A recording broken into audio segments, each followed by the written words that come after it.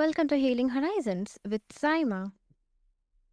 Today, we are sharing the pot of coffee that is with our amazing guest, Steve Frazier, entrepreneur, natural health advocate, and author of Release the Coffee Cuffs. Steve isn't here to bash your morning brew. He's here to unpack the caffeine is really doing to your mind, body, and long-term well-being. Expect humor, truth bombs, and a few trade realizations. Steve, welcome to the show. Thank you. It's my pleasure. You're warmly welcome. It's my pleasure to have you here.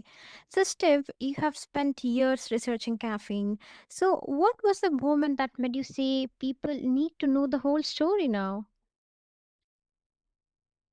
It happened about 2 years ago and I went cold turkey.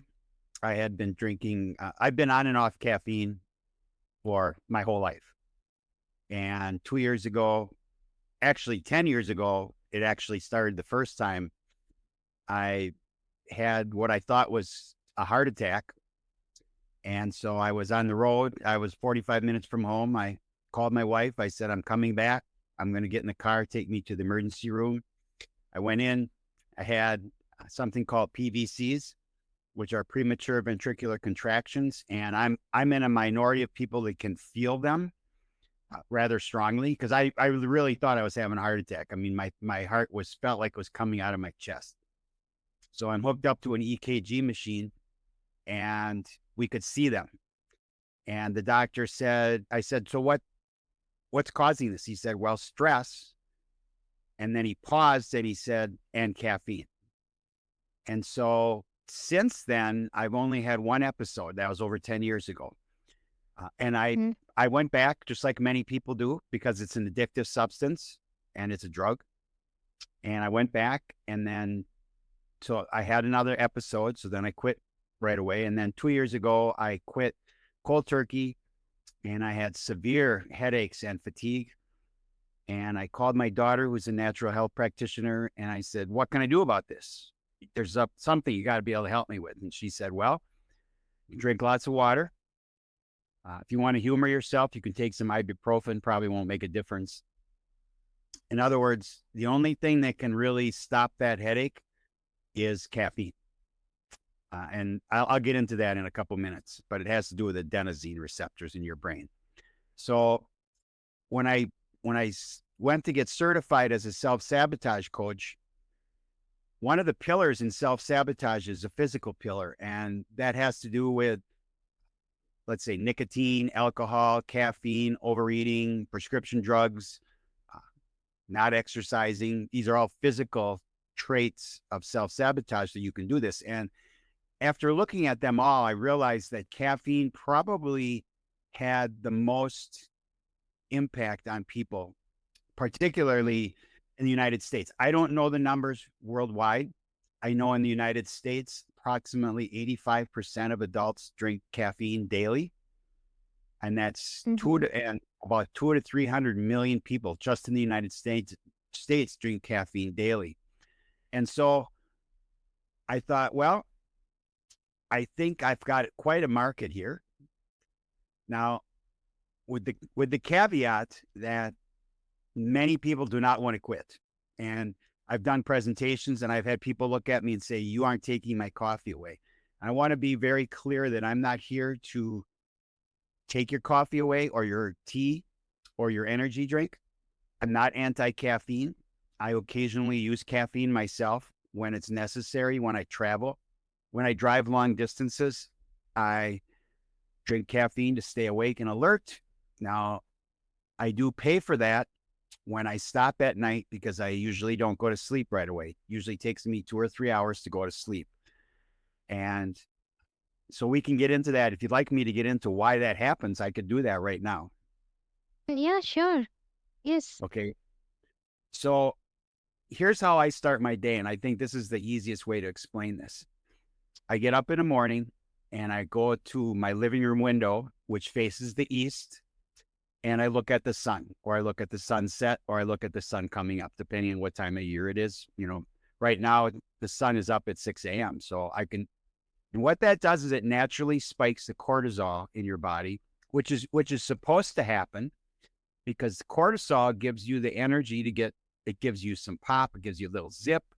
And what it does also then, it just helps you energize throughout the day. So then as the day goes on, the cortisol levels naturally in your body go down, and the melatonin and the adenosine levels go up. And melatonin helps you sleep. Adenosine is what actually helps you go to sleep at night. And that's in your brain. And there's receptors up there. And so if your circadian rhythm, and that's your circadian rhythm is your sleep rhythm, that means your cortisol is rising in the morning, going down in the afternoon, your adenosine and melatonin are going up at night. You have a good circadian rhythm, which means that you're going to get really good, deep stage 4 sleep, and REM sleep as well in the middle of the night. So this is crucial because this is when our bodies heal. And it is also when we dream. And so let's now look at the normal person that gets up and drinks coffee or tea first thing in the morning. Oh, I forgot to add one thing. After I look at the sun, I then drink 20 to 24 ounces of water with lemon juice. And I add some things to that. Apple cider vinegar. I use a humic and fulvic acid liquid, which is a heavy metal detox. And I put a little stevia in there because the apple cider vinegar's got quite a bite. What does this do? This rehydrates my cells because overnight, our body becomes dehydrated. That's natural because we haven't had anything to drink. That's why if you weigh yourself at night and in the morning, you're generally about 2 pounds less in the morning. And that's just, your body's just used up all that water. So now let's look at the person that gets up and the first thing that they do is they have caffeine in whatever form. First thing that happens is that they spike their cortisol. The caffeine spikes the cortisol and also spikes adrenaline and dopamine. Okay. So you've got a lot of wonderful things happening here. So don't misunderstand me. This is great. You feel great, right? I mean, now I'm going to point something out. You probably haven't had caffeine in 12 or 14 hours. You are now in a early stage of withdrawal from caffeine. If you drink caffeine every day, you are now in a withdrawal stage. So you wake up and you're groggy and you're fatigued and you may or may not have a small headache starting. And I'll get to that in a minute, why the head starts to hurt. So as soon as you have that caffeine, minutes sometimes, you feel great because you've got the dopamine rush, you've got the adrenaline rush, your cortisol is kicked in, double kicked in now. Realize that your natural circadian rhythm, your cortisol spikes. Now, if you have put caffeine on top of that, you now have changed your circadian rhythm because you are putting more cortisol into your system. And so let's say you do this at 7 o'clock in the morning. By 9 or 10 o'clock, you're going to start to have withdrawal from that high that you got at 7 o'clock. And so you need more caffeine because you're going to get brain fog. You won't have a headache yet, but you'll have brain fog. You'll be tired because caffeine, the molecule is very similar to the adenosine molecule. So when you drink caffeine, the caffeine molecule goes up into your mind, into your brain, and it plugs the adenosine receptors. And what this does is it makes your brain not tired. Your body, by the end of the day, could be exhausted. But if you keep drinking caffeine, you're going to be quite alert because you're getting adrenaline, you're getting cortisol, you're getting dopamine, and you're not getting any adenosine because the adenosine is what helps you naturally go to sleep at night. Now, I am not telling you a couple things here. Everybody's different. So caffeine affects everyone a little differently. And also, depending on your weight, one person could have a cup of coffee and not feel anything. Another person could have that same cup and get quite a little buzz from the adrenaline. Now, Another aspect is that if you're sitting at your desk or you're in your office or somewhere like that, and you have this adrenaline rush, your body says, I'm being chased by a bear or a tiger or whatever the case may be. You're in something called fight or flight. And you're not. You're sitting at a desk. And so your body gets a little confused. And then actually the cortisol, if you do this regularly every day, the cortisol actually builds up and it goes around and it collects around your stomach. It'll actually create a small fat tube around your stomach. Doesn't matter what you eat, doesn't matter how much you exercise, that's where the cortisol is going to collect. So now we're going to get into the later afternoon. Now, this normally your cortisol is going to start to almost go down and disappear, and your melatonin and adenosine pick up. Now, this isn't happening, right? And so by the end of the night, and there's a lot of people that drink coffee well into the day, the half-life of caffeine is 5 to 8 hours. So if you drink caffeine at 4 o'clock in the afternoon, the half-life, just the half-life, could still be significant at midnight. And again, everybody processes differently. Women process not as efficiently, particularly during the last phases of their menstrual cycle, right before their period. That 7 to 14 days. In that time period, it can take up to 70% longer to methylate the caffeine or process it. And so if a woman at that time of her menstrual cycle actually has caffeine at 4 o'clock in the afternoon, she could still have that half-life could be up to 16 hours later. So that's 8 o'clock the next morning. And so that is significant because you're holding on to that caffeine. So the adenosine receptors, because you keep drinking caffeine, your brain actually creates more adenosine receptors. Now there's a catch-22 here, right? I mean, in other words, the more you drink, the more you need it. And it's a chronic thing. Now, I wrote a book called Release the Coffee Cuffs, Winning the Battle of Caffeine. It's done. It's being formatted now. We're going to publish in 2 to 4 weeks. And there's 16 chapters. 14 of the chapters, which are in the middle, are all cited. There's 200 references in there, scientific studies documenting all the things that I'm talking about. So I'm not just making this up. The first chapter is anecdotal stories, which is incredibly interesting because 95 to 98% of the people that quit caffeine will never go back. And they all say that the best thing about the whole thing is that they now sleep so well. And so what happens is they heal. They wake up in the morning. They have natural energy. They do what I do. They look at the sun. They drink lemon water. They rehydrate. Okay. And then the last chapter is conclusions and observations. So these are just my conclusions. The other 14 chapters, in those chapters, almost in every chapter, we talk about this vicious cycle. And that cycle is rinse and repeat. You need more caffeine to get more energy. So what do? You drink more caffeine, then you're tired. Chronic users can actually completely reverse their circadian rhythm. And that means that at night, when you're ready to go to bed, you're very alert. And when you wake up, you're very groggy, very fatigued. Okay, which is just the opposite of what you're supposed to be naturally.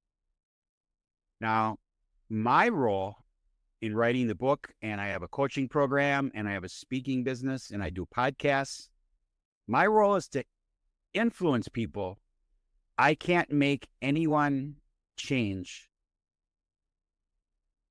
their lifestyle, and I have no intention of doing that. So I want everyone that's listening to be very clear. I have a couple of things that my wife, her name is Brenda, and she has these wise words. She's a wise woman.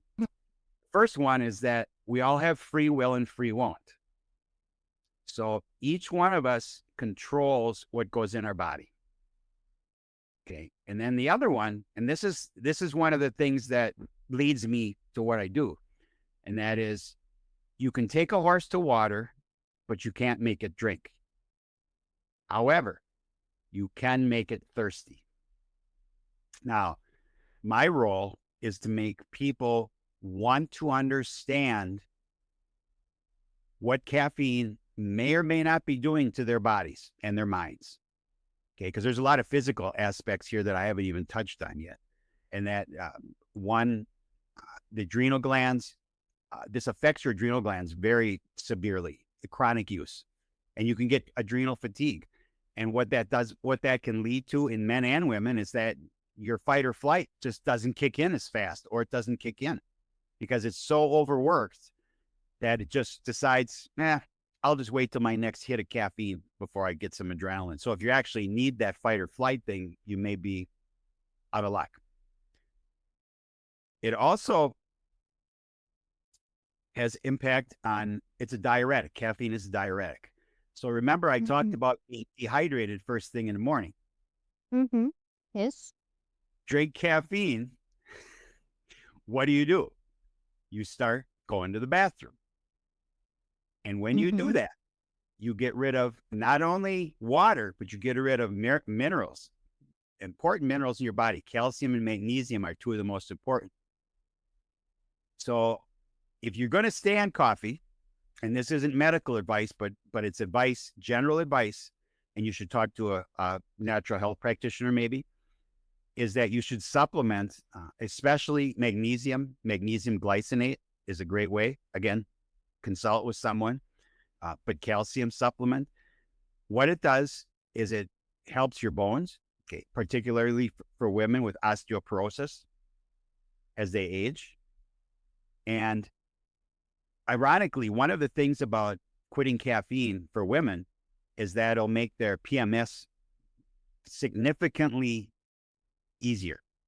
Okay, there won't be severe cramps as much, probably. Again, this is a general rule, but documents and studies have shown that women that drink a lot of caffeine have extremely harder PMS symptoms than women that don't. Okay, so that's one thing for women. Another thing is fertility, and that's for men and for women, because it takes a sperm and an egg to make a baby. And so if you're a man and you're drinking a lot of caffeine, it can affect your testosterone level, which is your libido. It can also affect the sperm as far as motility and mobility, and it can fragment the sperm, which means that no matter what kind of health the woman is in, the sperm may not be able to impregnate the egg. Now, for the woman that's drinking caffeine, she has a lower blood flow to her uterus because the caffeine constricts the blood vessels. And so you put those two together. Now, by no means am I telling you that if both people are drinking caffeine, they can't have a baby or get pregnant, because obviously it happens every day. Okay. The question is, for people that are struggling to conceive, maybe that's an answer. Maybe that's a solution. And so there's all kinds of little pieces to the puzzle. When you start to put them all together, you say, wow, maybe we should look at this. Another thing then, let's say they conceive, they have a baby, and the woman's still drinking caffeine. The fetus cannot methylate or clean the caffeine out of its body like the mom can. So because everything the mom puts in, the fetus is getting. And so the baby accumulates caffeine over that 9-month period. And then as the baby's born, and unless the mother breastfeeds immediately, the baby is going to have withdrawal symptoms from the caffeine. And it's going to scream bloody murder because it's going to have the adenosine headaches. So this is where I talked about the adenosine. If you quit cold turkey, which I did 2 years ago, and I have in the past, you're going to, generally speaking, you're going to get massive headaches, anywhere from 12 hours to 7 days. And they don't go away. And the only relief is caffeine. And that's because the adenosine receptors in your brain have now opened up, and the blood is flowing rampantly into your brain, and you get a headache. And now realize the baby now has this headache and nobody knows why. It's just something to think about because it's real. And then if the mom breastfeeds, then what happens is that there is a certain amount of caffeine that will go through the breast milk. So there would be possibly some relief there for the baby.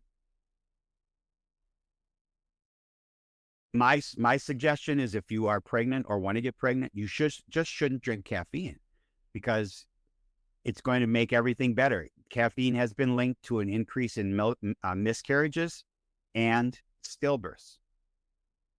And I've realized that if one person listens to this, now we'll never know. So this is all hypothetical, but I can make this up in my brain. If one woman stops drinking caffeine and has a healthy baby, maybe that was the reason why that baby was healthy. You know, I've had 2 miscarriages in my family. I've had 1 stillbirth from a niece. And these are devastating to people that are trying to have a baby. And if they miscarry or have a stillbirth, is that the only reason you have one of these? No, absolutely not. But it can be a contributing factor. For men, caffeine affects their blood pressure. I mentioned testosterone. And one of the big things in the States is pre-workout drinks. And what that is they go to the gym and they get this big bottle, thermos bottle of pre-workout drink. And it's got somewhere between 200 to 400 milligrams of caffeine, plus some other stuff that has caffeine that's not marked. So they can have their personal records. Now, realize this is artificial stimulation. So they're artificially getting a personal record, but they can say to their guy next to them lifting weights, look at that, look what I just did. You know, again, if that's what you choose to do, that's okay. Just realize that it's not real. You're artificially, because caffeine does help performance short term. The long-term effects are bad, but short term, it will affect that. Now, the guys that do this, their testosterone is not good. And so if you're drinking that kind of caffeine first thing in the morning, now you're going to drink it throughout the day or you're going to get massive withdrawal, fatigue and things. And again, if you go to YouTube and look at caffeine with quitting caffeine stories. And there's a guy named Vince and he's at the top, almost at the top of the list. And caffeine almost destroyed his personal and professional life. He's a very successful fitness influencer. He's got his own private jet and everything, and it almost destroyed his life. And when he quit, everything came back. And he said, when I wake up in the morning, I feel like I've had a double or triple shot of espresso, but it's all natural because his circadian rhythm is now in line. So that is a very short version of a 400-page book. How's that? Mm-hmm. That's firstly, I would say that that's such a vivid contrast, Steve, like starting your day slowly with sunlight and hydration versus reaching straight for caffeine. Like, most of us are so used to that routine, we never stop to question what it's actually doing to our bodies. And I think that moment you described really highlights why your research matters. It challenges something we have normalized for so long. And it's so exciting that you're putting all of this into a book. Congratulations for that. Well, thank you. I You're think warmly it's, welcome. one of the chapters is on self-sabotage and caffeine. One is on reprogramming your subconscious. We've been programmed in our societies that caffeine is not only acceptable, but it is good and it's healthy and it's not healthy. There's no health benefits to caffeine. And there's actually no reason to put caffeine in soda or in anything else. It's simply for one reason, and that is if you get addicted, you buy more product. Because the caffeine itself is very bitter, and it's created that way because the caffeine plants use it as a defense against pests. And so why is it in soda? Why is it in energy drinks? Simply because it gives you that boost, and it also makes you addicted. If you don't think you're addicted, quit for 7 to 14 days. or 30 days. Be a be a rebel and quit for 30 days and see how you feel. Mm. Because if you quit cold turkey in 2 days, 98% of the people are going to have a killer headache. They're going to be fatigued. They're going to have to take naps. I do recommend if I don't recommend cold turkey for the average person that wants to get off of caffeine. We have a book in the book. We have a whole chapter on the plans, different plans to get off of caffeine. I have a whole caffeine coaching program on my website, releasethecoffeecuffs.com. That's Kuffs. But if you quit, the majority of people are going to have a significant difference in their health. They're just going to feel better. And you don't have brain fog, and you're going to think clearly. You're going to make good decisions. And you're not, it's just good. And you don't need, what's the end game? The end game is to realize, what does good health really feel like? Most people don't Mm. know. If you really think deep on that, that's a great philosophical question for all your listeners to ponder after they listen to this. What would I feel like if I wasn't putting drugs like caffeine into my system and eating organic or non-GMO? These are all questions to ask. And so that's the message I'd like to leave with, is I wonder what it would be like to really feel good. Because most people they've never experienced it because they've been drinking, many of them have drank caffeine most of their life. That's really noteworthy, and I think that's really put things into perspective. And Steve Frazier, you really reminded us that knowledge is power, and sometimes freedom tastes better than your third cup of coffee. So, listeners, if your body is whispering beneath the buzz, maybe it's time to listen. Because healing isn't about quitting, it's about choosing what truly energizes you. So, take a pause, sip some awareness, and keep rising beyond the brew.